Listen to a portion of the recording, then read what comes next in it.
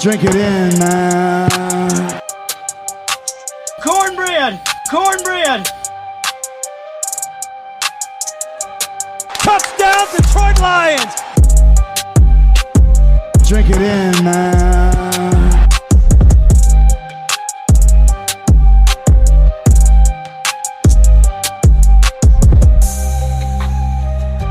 Cornbread! Cornbread!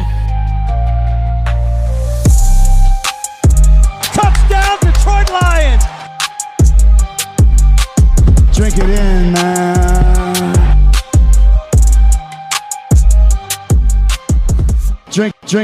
Drink it in, man. Detroit Koolaid. Detroit Koolaid drinkers. You guys know what it is. Drink it in, man. Cornbread! Cornbread! Double-sided cornbread, lots of Detroit Koolaid. I'm your host, Derek Oakley, right here on the Detroit Koolaid Cast, coming at you talking about those Detroit Lions again this week. And, gosh, man, it's off-season. You know, they just finished up OTAs, minicamp. You know, everyone's like, we'll check you in 6 weeks. Players going to Bora Bora and the Bahamas and, you know, Mexico, and where's Matty Stafford and his crew go, and all the other players, you know, down there to Cabo. You guys know they're all up to that type of stuff, but there are guys on our team that stay here in Detroit, stay here in Michigan. They love it here, working hard. Also, nothing wrong with getting away and enjoying yourself, but the NFL is in that 4 to 6 week period where they're all taken off. But it was crazy for me to see, like, we're James Mitchell days away from playing the Rams, and you're like, how long is that? Because I don't remember James Mitchell's number, because he hadn't done anything on the football field. I mean, we took this guy, in like the 4th round, you know, 5th round, said he had some upside, he speed, he was going to come back from this injury and be good, and I think I heard a reporter describe him as slow as molasses out on the football field. So that's not good. I've always been hopeful for Mr. James Mitchell to be a nice tight end that plays a role. Obviously now we have Sammy Biscuits, Sam Laporta. Me and many others are Laporta supporters. So he's not a big worry. But that's 82 days, by the way. That's his jersey number, 82 days away from the Rams. I think I saw just the other day, we got like rookies reporting on like July 20th, I want to say. Vets like a week later, so the end of July. We're basically 1 month away from training camp. I mean, that's crazy. That's exciting stuff. So a little break with what's going on, but lots soon to come with this football team. And I don't even know. There's so many topics to do. Just give you guys an idea. So I was rolling through, kind of making a list the other day of like all the different like gimmicks, topics, show styles we could do. You guys know normally I like to come on here, have 4 or 5 bullet points, talk with my buddies, do my solo shows, play some gimmick drops, laugh it up, talk Lions, talk football, talk fantasy football, talk about those Michigan Wolverines. That's kind of what I do on this show. But listen to this list. This is just like off the top of my head a few days ago. Dollars Make Sense series, top 10 list, live drafts, non-football topics and items, in the year 3000, game reviews, dis or dat, mock draft, stat that, previous season game rewatches, presser recap, swag alert, deep chart, depth chart, deep dives, PFF score updates and analysis, player comparisons, Lions history, do you remember when this happened, player rankings, free agent targets, reverse pod, we'll start it at the end and end it at the beginning, mailbag question, DKC hotline call-in shows, and practice squad player occasional updates. Like, those were just random things I thought of in about 10 minutes that we could talk about and do shows on here. So if any of those jump out to you, hit me up on Twitter. You guys can find me at Derek Oakley. That's spelled the only way you can spell it, DEREKOKRIE. on the old Twitter X machine and tell me which one you jumped out to you, what you want me to do. Obviously, we're not going to be able to fit all those in kind of before we get rolling with training camp, preseason, regular season football. But they're all fun things that we could dive into, make segments out of, do a half a show, do a combo show, and all types of things we could do on those. So just want to throw those out there. You guys know also we kind of reached out to a few of you to see if we can get you on here. So you may have some listener guests, some other people. There's some things in the works, but let's tell me if you've heard this before on the show or not. Let's not mess around. I've talked about enough here. I think I'm 5+ minutes in, and I haven't told you what we're going to talk about here on the Koolaid Cast. So today, what I thought I wanted to do is, you guys seem to like when I just go rapid fire takes, which is just like random things that are on my mind. I think that you guys would be thinking as well about the Lions, and I just hit them. Boom, boom, boom. Before you know it, we got 8, 10, 12, 15 items. The show's over. Makes for an impactful, good short show, especially in the off season here. So we cannot mess around. Let's get right into it. The first quick take, rapid fire that I want to do is the secondary. Everybody knows we've added so many corners. I'm talking 4 or 5 bodies that didn't play on this team last year at corner. We have safeties that could take a ball away. We have safeties that can blitz. We have a guy named my boy Brian Branch, who can play nickel, who could play safety, who go get the football. He could tackle you. He could blitz. Just does everything. Love that player, number 32. You guys know what it is if you heard my draft coverage and what I thought about that guy. And he's proven to be all that and more on the football field. So where are these guys all going to play? I mean, again, there's lots of time needs to get shaken out. I know everybody wants to put Terrion Arnold already in the Hall of Fame. You've got this guy and that guy penciled in at different spots. But I'm here to tell you, like, this is going to be a much improved corner room. I do think that they have some versatility as well. But this is how I see it going down. I may have mentioned this before. I may not have. But I see this guy, who I was a little bit shaky on when they traded for him, but I see this guy as CB1. It's not unusual to be. That's right, the Carlton over there at CB1. CB2, yeah, I'm going to give it to our boy, a.k.a. Sub-Zero, a.k.a. Agent Zero, T.A., Terrion, my wayward son, Terrion Arnold, because this guy has just seemed to be the man from day one. He's confident. His teammates already seem to love him. He's making plays in practice. He's got the build. He's smart. I just think you put him on WR2s and let him go to work and learn from the Carlton. And before you know it, I think this guy is a really top-end CB1 before you know it, and just a nice lockdown piece. Yeah, he doesn't have elite speed. Hold on, let me do that again. He doesn't have elite speed, but he's got everything else you look for, and he can be physical, he'll tackle you, hard worker. So let's do that. Let's put the Carlton on CB1s here this year. T.A. Terrion Arnold on CB2s. And this guy has the greatest attitude ever. Says he's going to do whatever. He's ready to ball. He's a dog. He's this. He's that. Let's put a Meek, in the slot, and let's put him in that position and see how he can do there. So I like him in that position. It's kind of that CB2-3. Move him inside. See if he can handle that type of role. That frees up my boy BB, Brian Branch, to move back to more of a safety. Aaron Glenn likes to play 3 safeties, so I'd like to move Brian Branch back there, whether it's a 2 or a 3 safety set. Let him move around, let him do some things, let him be more free to blitz, use his instincts, things like that.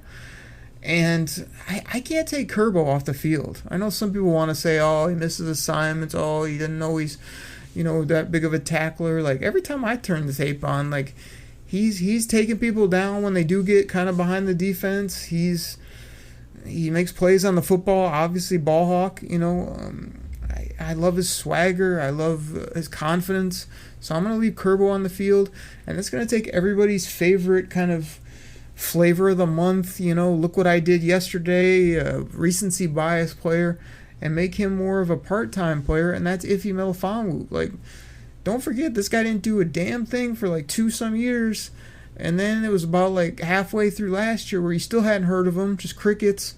And then he showed up big. He's making big-time interceptions winning us the NFC North. He's blitzing. He's killing the quarterback. Like, I love things. I love his size. I love how he's grown into the safety role. But I think he's more of a spot player, more of a blitzing type.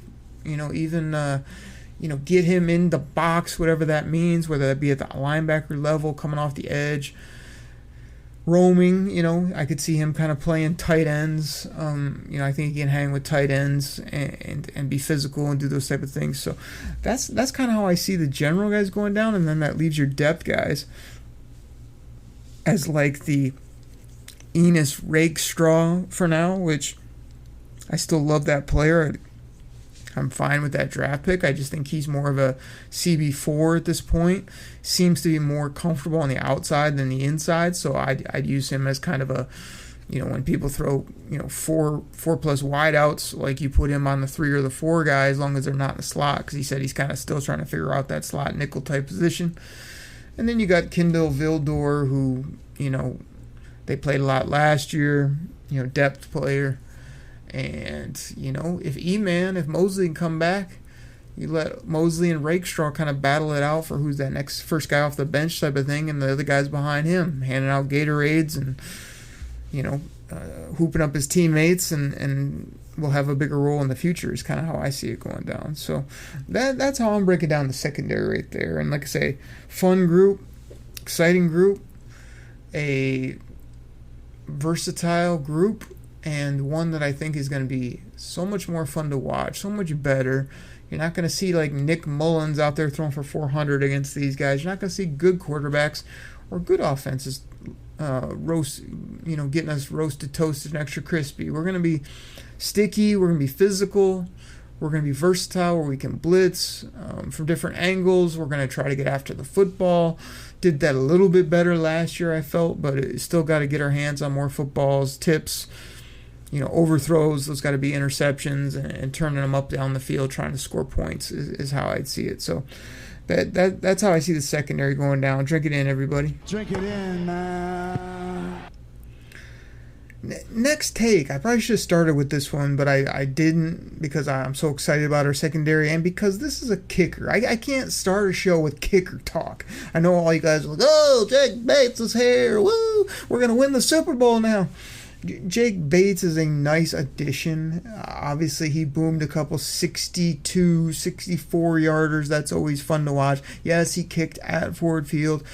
Congratulations. That helps him as well. A little familiarity. Is it just me too, or like, is Ford Field got some AC things going on for the opponents? Because I feel like there's more opponent missed field goals in Ford Field than any other indoor stadium. I feel like Rod Wood's got his finger on the old AC high button before opposing kicks, and he just cranks it up and it moves that thing just a little bit to the left when these guys are kicking. I mean, that's just me. That's rumor innuendo. That's conspiracy theory, I guess you would say, on the show. But lots of missed kicks for the opponents, not so much for our team. So, Jake Bates, 2-year deal, and people are like, oh, that means he's definitely the guy. Get every, numbers came out, and it's like $150K guaranteed.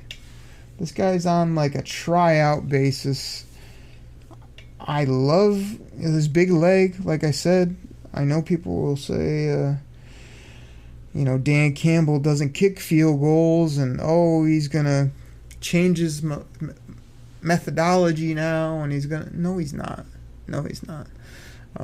Is it a nice thing to have in your pocket if this guy can be accurate, and by the way, boom, anything from 50, 55, 58 on a regular basis? Yeah, but I don't see us going for 62, 64-yard field goals on the regular. if he can do it and you really need it in a pinch, congratulations. But to me, Jake Bates is I view him as an upgrade from Badgley, and they already got rid of Turner, the Michigan kicker. So it's between Badgley and Bates. I would say Bates wins it, but stop giving Bates a gold jacket and acting like this is a dynamic offensive, defensive stud that we brought in. This is a kicker from the UFL that played in our stadium, has a decent big leg, seems to be pretty accurate, had some struggles later in the year. But yeah, if he can help put our kicking woes to bed so that we're not going down the local bowling alley and trying out the guy that sprays down the shoes or cleans the lanes or, works in the bar next door to the cashier, yeah, great. That would be a nice little addition. But I can't do backflips over Jake Bates, but I'm not mad at it either. And I do think he will be your Lions kicker definitely in 2024, and then it's TBD if you ask me. We'll see, but I hope he plays well. Let's kick this over, keep this rapid fire going on the first segment. Let's talk about a guy who's just a legend here on the show, both because of his game, because of how wrong we were on draft day, and because everybody knows that he's a multi-dimensional, positionless. Wait for it. Elite weapon. Jahmyr Gibbs. Now, word came out, last year. I think it was our boy Ben Johnson, where it was like, oh, you have no idea what we're going to do with Jahmyr Gibbs. You haven't even thought of what we're going to do with this player. Just wait and see. And, when I heard that, and when I think about what Ben Genius does and what he's done with our offense, I often think this. Ben Johnson, I love you. Ben Johnson, you are my hero. So because I love Ben Johnson and because he's my hero and he's just drawing up nasty offenses and scoring points everywhere, when he said that about Jahmyr Gibbs, I'm like, oh man, this guy is going to be all over the field. They're going to be throwing it to him, reverses, run it, draws, screens, all types of things, right? Gadget plays. Who knows what they're going to do with this guy? You know what I saw a lot last year? Run off tackle, counter sweep, dump off when nothing else was going on. So I think I hit on this on a previous show, but I'm just waiting for this guy to be unleashed, because I feel like you could just line him up as a wide receiver, which is what we were told when we took him, and he could run almost every route in the route tree. I'm talking comebacks, outs, big time overs, sticks, slants, seams, deep balls, whatever you want. And I just didn't see much of any of that. So I think this year, if it was me, I would feature, Demo. It's Demo, by the way. I'd feature Demo in the run game, and I make him heavy run. I get him the football a lot as long as he's healthy. And when I use Jahmyr Gibbs, I'd be using him a ton more in the passing game and keeping his low light when it comes to runs up the middle, runs when you don't need to run him. I'd be tossing him the ball and making him that weapon in all types of other ways rather than just as a running back. So that's my challenge to Ben Genius, Dan freaking Campbell, Jared Goff, this whole offense, to split this guy out, get him in space, let him work in the passing game. Don't worry about, we can hand him the ball more when Demo hits the flow, goes out the dough, faux show in a couple years, all that stuff. But right now, it's run Demo, throw it to Gibby all over the field. I want to see 80 catches, a bunch of deep touchdowns, a bunch of big-time plays where he just yokes a linebacker, catches a seam ball, and he's down the field for 50-plus yards. So that's what I want to see. All right, let's see here. I've been going a little bit long in this first segment, so I'm going to keep this tight. I still got more rapid takes, but I think I'm at about 15, 20 minutes. So let's go ahead and get our great sponsors in here. It really helps out the show when you guys listen to those. You go check them out. You tell your friends. You say, man, I know you listen to all these other Lions pods. They either put you to sleep or tell you the same things about what everybody else says or about these reporters. They just tell you the same basic things they see or that they wrote 10 articles about. I try to come at it a little bit different, entertain you, whatever. Tell a friend. Be like, yo, check out this Koolaid Cast, man. It's usually Oakrey, his buddy Chops. He has like Logan Lamorandier from Sports Illustrated on, every couple months. Brings on Joey, for the Chicago perspective and fun banter. At Joey Sports Guy on Twitter. Brings on some other friends. Who knows what other guests and people I might have on the show. But definitely try to come at it from a different perspective and have some fun. Again, can't have as much fun with the sound bits when I'm going solo here on these shows, but try to bring you interesting talk, interesting takes. Try to come at it with a little bit of oomph, as well as just a guy on the mic who likes to talk football, loves the Detroit Lions, and can't wait for this football season to get here. So please check out our sponsors. Please tell a friend. Please helps out if you could leave a review. We are on YouTube now. Again, I'm not really promoting that a ton because we get the big numbers on the podcast platforms, and then small pockets of you seem to slowly be picking it up on YouTube, which is cool. You know what I mean? New people too have hit me up. Hey man, never heard this show, saw it on YouTube. I'm a subscriber. That's cool stuff. That just helps as well. But the millions and millions of you listening on the podcast platforms across the platitudes there is much appreciated. So please do all that. Really helps us out. If you could donate to the show, that's awesome. Appreciate all you that do that. Big shout outs. And all of you that are going to lose to me in fantasy football, that are in all my different leagues, whether it be the Koolaid Cast League or all these different leagues on Reality Sports Online that I do, are just awesome. You've heard it on the show, you ended up joining, you end up loving it, and we have fun competing there. So all that's good stuff. Everybody, I'm going to take a brief break, get those sponsors in, and we come back, I'm going rapid fire, because I talked a little bit on the intro. I still got so much to get to in the back of the show. So everybody, I'll be right back.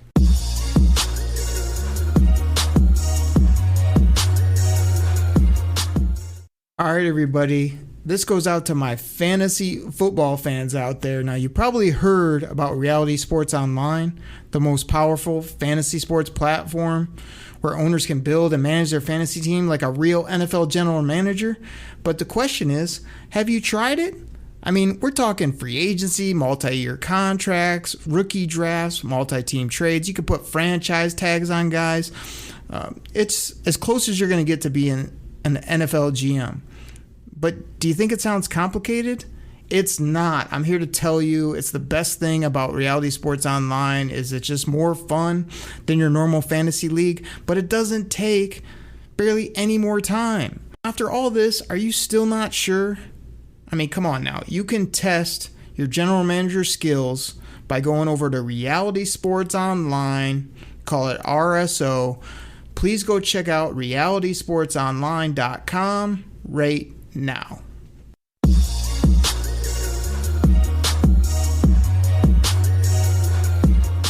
Kool-Aid drinkers, we're back. Thank you so much for listening to those sponsors, checking out the show, repping the show, drinking that Detroit Kool-Aid, double-sided cornbread.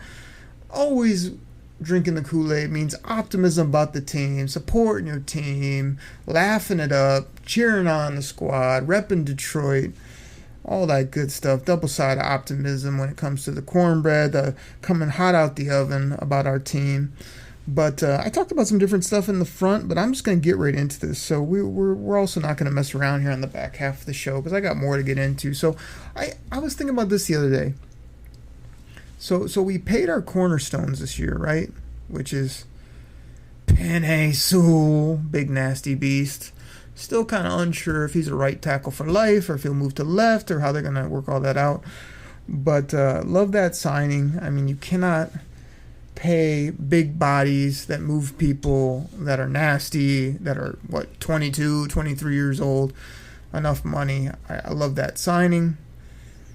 And then you got, Jared Goff, who I've come to appreciate.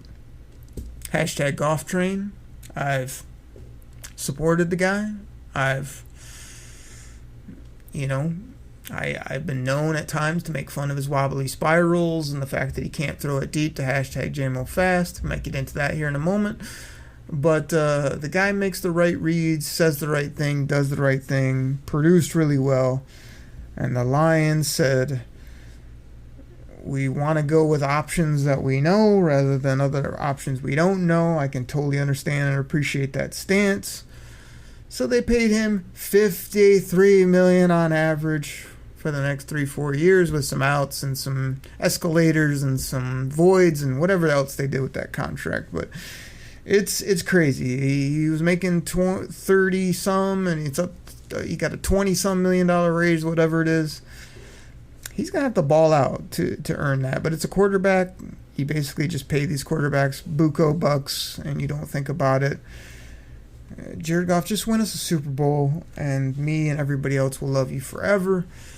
But hashtag Goff train is rolling. Everybody's on board, so that was done.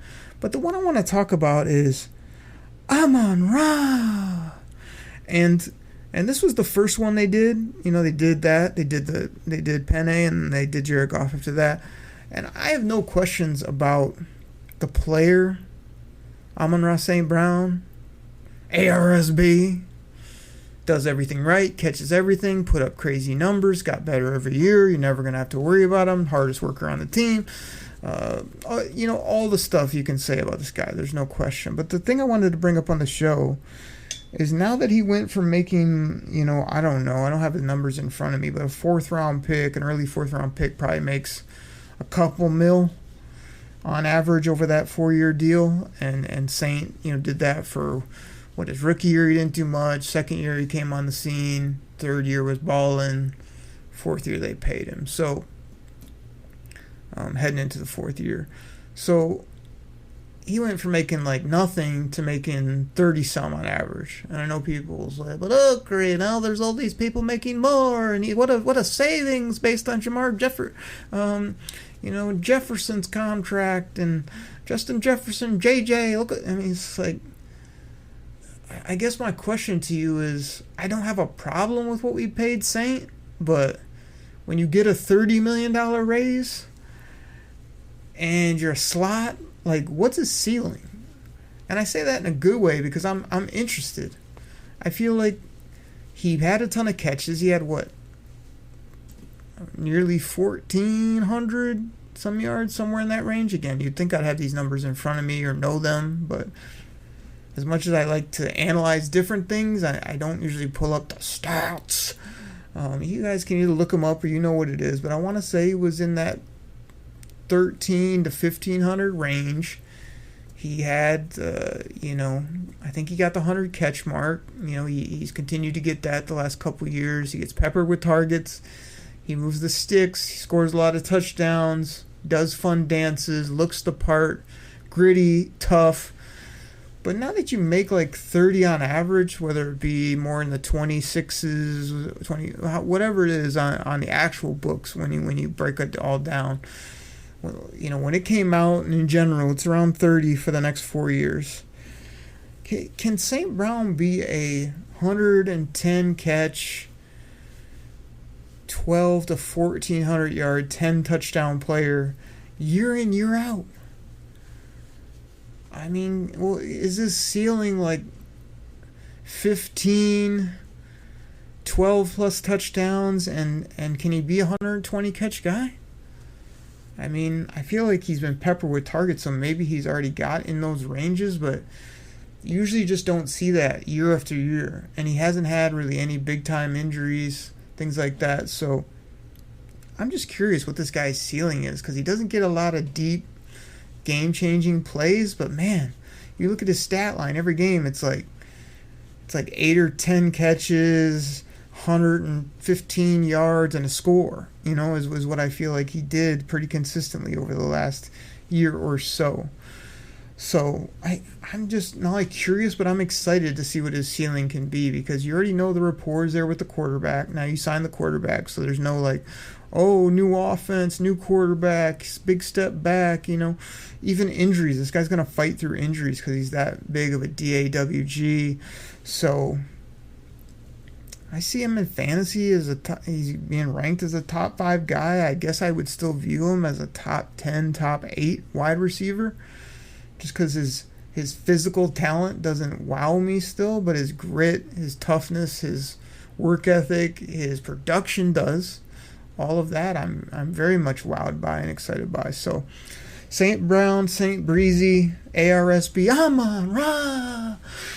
Can't wait to see what you do, man. And like you say, it seems like a guy that says, all right, you're going to pay me $30 million? I'm about to give you $30 million worth of production.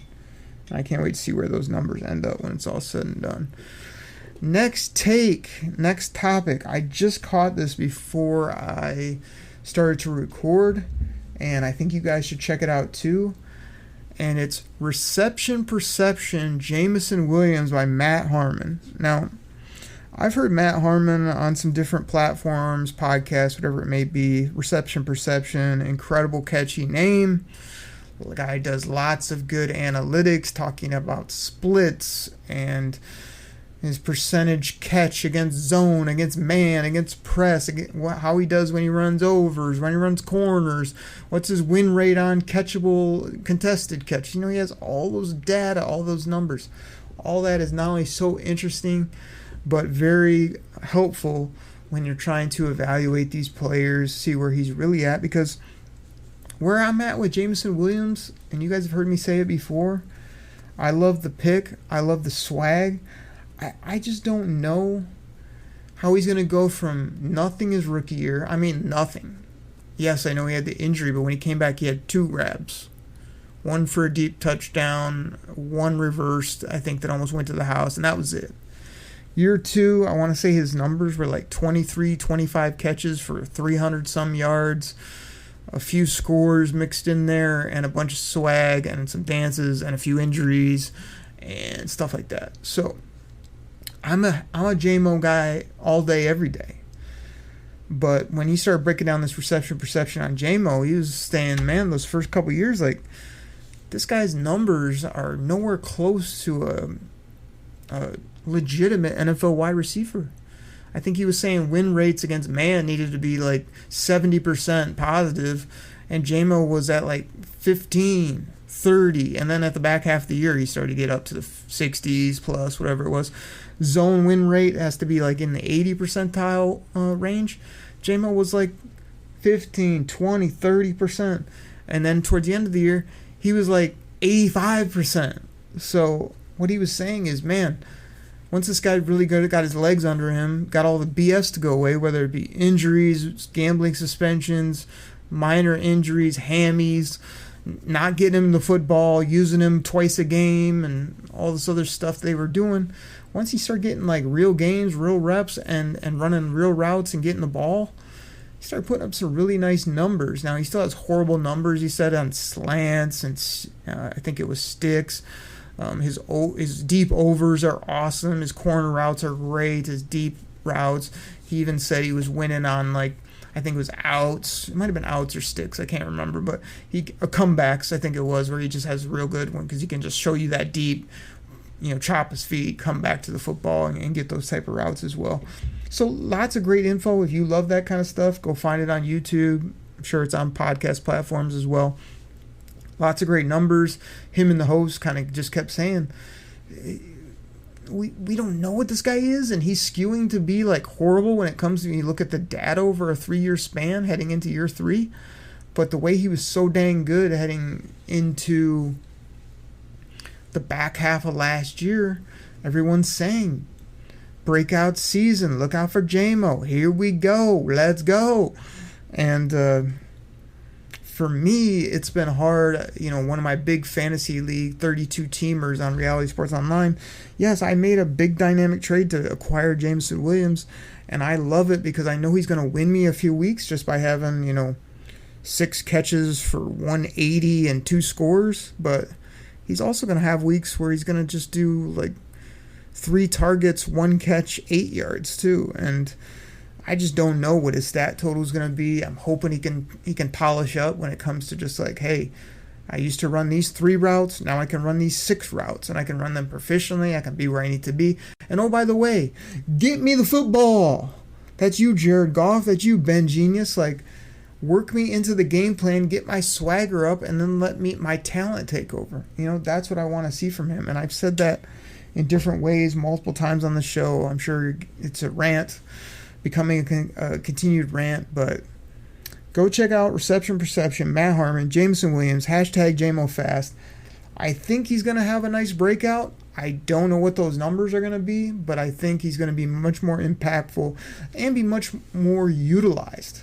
That's the other part, is how's a guy supposed to get into the game and win all these routes when he's just being used as a decoy all day, or he's just seeing one football every few quarters? Like, that's not going to get it done. You need to use him more, and that'll get his confidence up. And yes, he's still going to drop balls. He's still going to, he's not a bubble screen slant player. Okay, well, do him, keep doing the things he does well. We know what that is: deep balls, overs, and gadget plays. And even he's been really good on reverses and things like that. So use him in those ways. But I'm hoping for a big time uptick. I'm not going to totally worry about all these numbers because he has had kind of that kooky first couple years. Give him a good solid season. Get him in that 7 to 1,000 yard range. Get him a nice set of touchdowns. And let him electrify the crowd with what this guy does from a speed as well as a catch and run after catch perspective. I think it's going to be fun to watch.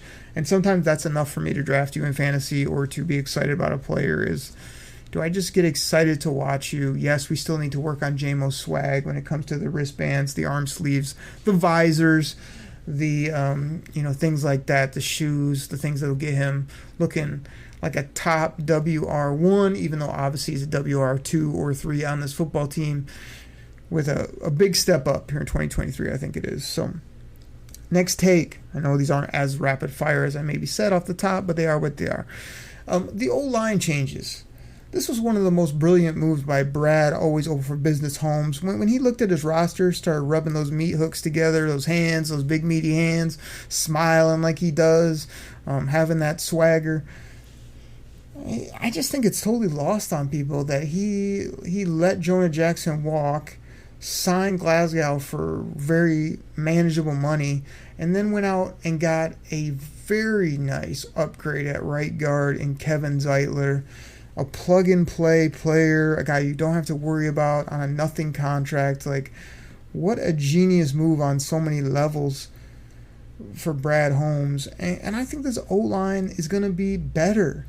Not only better at the starters, they're going to have better backups behind them. Yes, we don't have many backup tackles that are good, but who does? Nobody. Our interior, though, is good. We got some versatility where Graham can always just pop over to center when need be. That's incredible. Kevin Zeitler, I don't care if he's here for 1 year, 2 years, whatever it is. He's going to jump right in there and play ball, and he's a ball player. I'm here to tell you. He's going to be really good. Again, you could tell me you liked Hal Vaitai or this guy was good. I'm here to tell you, Graham on the left, Zeitler on the right, Frank in the middle, hopefully healthier, and those two tackles, we're going to bully people and pass protect even better in 2024 than we ever have. And that's scary because we've been real good the last handful of years or so. So, very sneaky upgrade, very nice budget management. One guy out, one guy in, re-sign, move this guy around, play him more at his natural spot, leave Penne where he's at, Decker's getting more healthy, back him up, train Manu to be a nasty beast here in a year or so, and away we go. So awesome. Love those O-line changes. Shows you what a true GM does rather than just being like, oh, Jonah Jackson, you want $18 million? Here you go. He was just like, you want what? How much? All right, cool. Well, we'll think about that. And by the way, and he comes back, hey, the Rams are looking to pay me $18 million. All right, well, we hate to lose you, but we'll see you. And then just bringing in Zeitler for what, $6 million, and probably more like $4 million when you break down some of the incentives and some of the loopholes that Brad Holmes puts in these contracts. So, absolutely love that. Couple more quick takes. I probably should have hit on this earlier, and I'll do it quickly, but so blessed, so happy to get invited to the Scott Fish Bowl 14 this year. I've been trying to get in this thing for a while. I think it was 3-4 years ago I kind of got in their side best ball tournaments, but I wanted in the real thing, so I was fortunate enough to get a golden ticket, get in the Scott Fish Bowl. If you don't know what this thing is, man, this is like the Super Bowl of fantasy football, leagues, tournaments, contests, whatever you want to call it. Over 2,000 people across all these different divisions. This year the theme is like movies, so I got in the Back to the Future League in the DeLorean division, and I just can't wait. I mean, Scott Fish Bowl, I think he's pretty much just like a regular guy that just started this years ago. It grew. Now it's like everybody that plays fantasy football wants to compete in this, wants to win this, wants to support what he's doing, because Scott Fish Bowl has not only created this incredible fantasy football contest with all these ways to get people involved, but he also created or is involved with Fantasy Cares, which is this awesome charity piece that he attached to this whole thing, which raises, again, I hate to, just throw numbers out, but millions of dollars, I would say, at this point, probably for different charities, and just does such tremendous work on those levels. So I'm just so happy to be a part of it, and the coolest part is that it's such a different league when it comes to scoring and positions and things like that. So I've been brushing up. I've been doing like fantasy mocks and brushing up on what I got to do. So I'm just very quickly, again, rapid fire, going to read you one team that I'm working on right now. So again, just a mock draft. The real ones start July 8th. Keep you guys a little bit updated on how I draft and hopefully how I finish. Hopefully I do really well this year. I'd love to compete and actually show what I can do.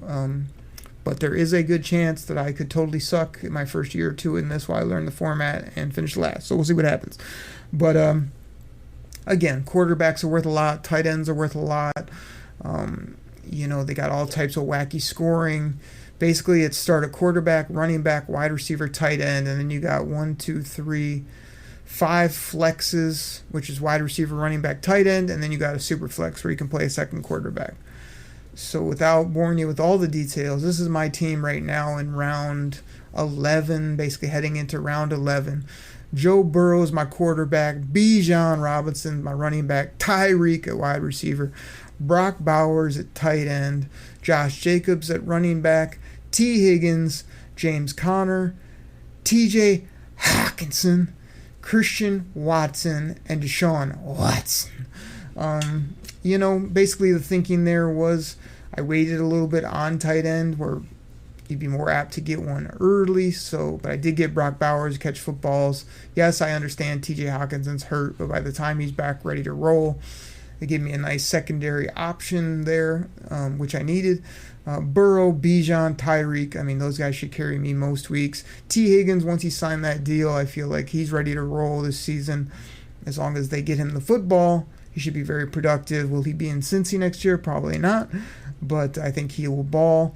James Conner's a guy I don't love, but I just needed a nice running back that's going to get the ball at that point, so I subbed him in. I expect a nice bounce back. I know we hate the cheddar heads, the mozzarella sticks, goat cheese up there in Green Bay, but Christian Watson to me is a really nice player this year if you're in fantasy. I think he's going to be more healthy. He catches the football deep, dynamic athlete, and I think he can do some nice things. And to me, Deshaun Watson, I don't know all of the stuff about his injury. I heard some bad reports that his shoulder will never be the same, and this is broken, and that's no longer going to work the right way. I don't know about all that, but I know Deshaun Watson used to be an absolute elite talent at the quarterback position. He could run it, he could throw it, he made tons of plays. And yes, I don't condone any of his off the field rumor innuendo or what he did or didn't do, but on the football field as a quarterback, I expect a very nice bounce back, and Deshaun Watson to be like a top 10 type fantasy quarterback. I really do, and so to get him later where I did is kind of nice. So now I'm going to be filling in talent, on my bench. Again, I'm only halfway through this draft. I feel pretty good about it, especially those starters and some of those top flex players that I got. But just wanted to shout out Scott Fish Bowl. Obviously, you guys have been listening to the show for a while and know that I absolutely love fantasy football. Trying to make it more of a focus, more of a career point for me, trying to get my foot in the door in different ways, but absolutely love it. I could just mock draft and draft all day long. Love talking about player value, team building strategies, all of that. So if you love that as well, hit me up on Twitter at Derek Oakrey. You can find me on the Sleeper app for fantasy football. You want to know more about reality sports online, maybe get one of my leagues next year, hit me up. And I'll be letting you know how I do in Scott Fishbowl. Hope I compete, hope I do well, and really fun. So the last thing I wanted to hit on was the hashtag Goff train, and when it comes to his deep ball, because I mentioned it earlier about his wobbly spirals, can't get the ball to J-Mo. Like I said, you're making $53+ million. I need this guy to cut it loose a little bit more this year, even if it means more turnovers, whatnot. I need them to dial up nice deep balls. I'm not talking about these double reverse whoop-de-doo hoochie mama play where, they do 8 fakes and then Sam Laporta's wide open down the field and he throws a lollipop and Sam catches it and walks in the end zone and we all love it and the stat lines look good. I want to talk about Jared Goff letting the ball loose for 40, 50 yards on the dime to J-Mo, Saint, whatever it may be, deep over to whoever, catch, run into the end zone. And don't get me wrong, he has done that, just not at the type of level that I want. As well as I think you need to stretch these defenses a little bit more because they're going to be more on the underneath stuff. They're going to be probably doubling Saint a lot now. You need to cut it loose. And I think I heard Mark Brunell, the quarterback's coach, say, Jared Goff's got the most elite arm talent I've ever seen in my whole career. I mean, I don't buy that for a second, to be honest. I know Mark Brunell, as well as at Chops in the D, my buddy Chop Chop, might say this. I don't want your boola boola support when it comes to Jared Goff. You don't get to join the Goff train. You're off, bro. You're off. I mean, they'd probably say that just because I'm questioning his arm talent, his arm strength, his arm accuracy, his deep ball accuracy. But I think that's a real spot where Jared Goff not only needs to improve, but you can come to the podium every time and say, oh, I'm working on my connection. It's all about reps. It's all about chemistry. It's this, it's that. There's been a good amount of times where he's overthrown, underthrown, missed a guy, didn't want to cut it loose. And that was the most fun thing about Matt Stafford, is that he would just zing balls in holes. He would throw the ball up over the top. He would throw a ball in between a safety and a corner and get you a 40-yard touchdown in the blink of an eye. And Matt Stafford has special, one-of-a-kind arm talent. Jared Goff, to me, has a very accurate throwing arm. Like, the way he puts the ball on people, the way he basically never misses an open player, at least when they're 20 yards and in, is tremendous. It's excellent. It's exceptional. I love watching it. And I know you could say, but Oakrey, you can't be good at everything. It's like, I'm paying you 50-some million now. I need you to be a general, a leader, short throws, long throws, gadget plays. I do need you to pretty much do everything and take that game to the next level. And I do think that that's really one of the only things I've noticed consistently that hasn't been where I want it to be. Like, where's that tight throw between 3 people that isn't 15-yard ins, that's 28 to 35 yards down the football field, that just makes you go, wow, like that was special, or that's a game changer, or that's going to help us win this football game. It's few and far between. I feel like it's been marginal at best. And when these defenses creep up, or when they think, James and Williams, what's he going to do? And J-Mo just gets off press because he's been in that weight room and just zings by a guy and runs past the safety, and you drop it in a bucket 46 yards down the field. He catches it and prances in the end zone for an 80-yard score. That's what I want to see from the hashtag Goff train and the Lions this year. Stretch the field, be aggressive, even if you get a couple more turnovers. You got to do that, and you can't always do it. You've done it for a couple years here with gadgets and with trickery. Now it's got to be, hey, our guys can get open and our quarterback can drop it. Like, all you guys saw that highlight a few weeks ago. Jared Goff unleashed one down the right sideline. Absolute seed, dropped over the Carlton right in the arms of J-Mo. Incredible throw, great catch, swaglicious after the play. J-Mo throwing the ball over to the Ford headquarters, doing a little dance. You know, I'm sure Jared Goff gave him a little dap on the way back, and that's the kind of throw I love to see. And I know you hear, oh, it's happening in practice. Oh, he's just, man, can he throw it? It's like, I just want to see it a little bit more. So I know I'm not going to end it on like a Jared Goff, you know, nitpick session, but here's where I'm at with the Lions. Like, I feel they've had a nice, I think Chris Spielman, that's another thing you guys need to check out. Chris Spielman on the Pick Is In podcast, he talked about what villains meant. He talked about how they draft players. He talked about why Sane is so good, why they took Jahmyr Gibbs, gave his brother, you know, the Spielmans got after each other like only brothers can, which was fun to watch. That's tremendous as well. So go check that out. The Lions have 3 tight ends at tight end U right now. They had what Chris Spielman said was the best spring so far when it comes to what he saw out there, how ready he thinks these guys are.